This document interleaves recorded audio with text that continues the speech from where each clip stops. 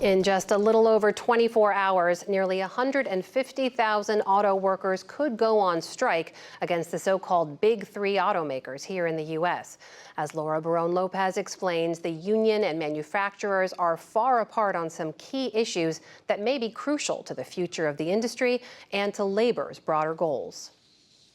Amna, the deadline is midnight tomorrow, and the United Auto Workers are pushing for big changes, including a substantial wage hike of 30% over 4 years, eliminating wage tiers which pay very different rates per hour, a shortened 32-hour work week while keeping pay at a 40-hour level, and union representation at 10 electric vehicle factories. But the Big Three automakers, GM, Ford, and Stellantis, say the costly transition to electric vehicles makes it too difficult to meet these demands. New York Times reporter Neil Beaudet has covered the auto industry for 2 decades, and he joins me now. Neil, thanks. We just got an update from Shawn Fain, the president of the United Auto Workers, and here's what he had to say. We're making progress at each of the 3 negotiating tables, but as you just heard, we're still very far apart on our key priorities. From job security to ending tiers, from cost of living allowance to wage increases, we do not yet have offers on the table that reflect the sacrifice and contributions our members have made to these companies. To win, we're likely going to have to take action. Neil, as you just heard, an agreement seems pretty elusive there. Is a strike inevitable at this point? It's pretty darn close to an inevitable. Probably, 99% chance, I think. They remain far apart on wages, although they've had some movement there. But on the other issues, in terms of work hours and other work conditions, retiree pensions, they're very far apart there. And both sides are pretty dug in their positions. And one of the big dividing lines here is the call for substantial raises, 30% over 4 years, and an end to that tiered wage system where some are paid less than half of what others are paid. And so if that tiered system ultimately is ended, what type of impact would it have for these workers' livelihoods? Well, there are a lot of workers who are making $20 to $25 an hour, some even less than 20. And this is tough work for that kind of pay. And also, they're producing expensive vehicles, $50,000 pickup trucks. So that's a pretty high-priced product to be making the kind of wage that, some people might make literally babysitting or working in a supermarket.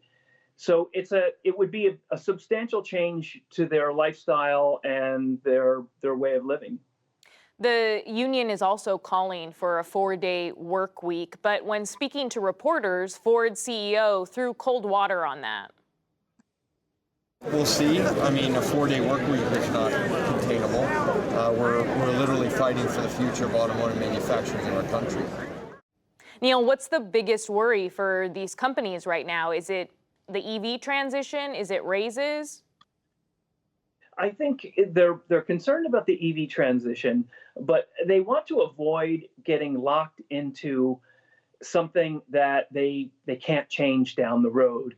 That happened in the past, and that was part of the reason why the Big Three became so uncompetitive. They've regained their competitive edge, but they don't want to do something like a 4-day work week that they're locked into, and say 5 years from now or 10 years from now, conditions change and that makes them uncompetitive. A wage increase they can accept, but permanent changes to the way work is done, that would be a real tough thing for them to swallow. And what would the impact be on everyday Americans if this strike takes place? Would the price of cars go up? I don't think you'd see much of an impact in a short strike, a week or 2 weeks. Dealers do have inventory, so people could still go out and buy cars. But if it lasts, longer than that, if it goes on 4 weeks, 5 weeks, more than that, dealers will start running out of cars. And of course, the law of supply and demand, you could see prices go up, and it could be tougher to find the new cars that people want to buy.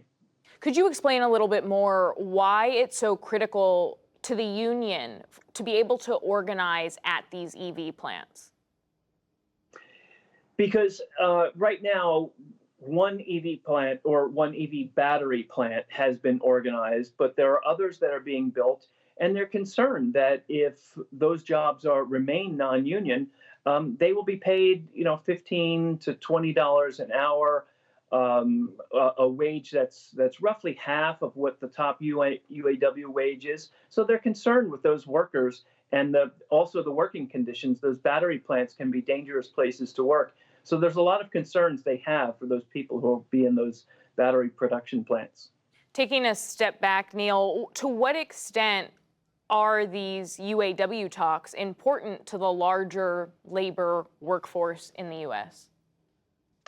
I think they're the highlight. I mean, we've had a lot of going on this summer. The Hollywood writers are out. The Hollywood actors are out. There was almost a strike at UPS that was avoided. But this is the biggest one of all. It's 150,000 UAW workers at the three companies, and they're at plants all across the upper Midwest. If there is a strike against the three of them, there would be economic pain in a lot of those factory towns, dozens of factory towns in Michigan, Ohio, Indiana, and other states in the Midwest. Neil Beaudet of the New York Times, thank you so much for your time. Glad to be here.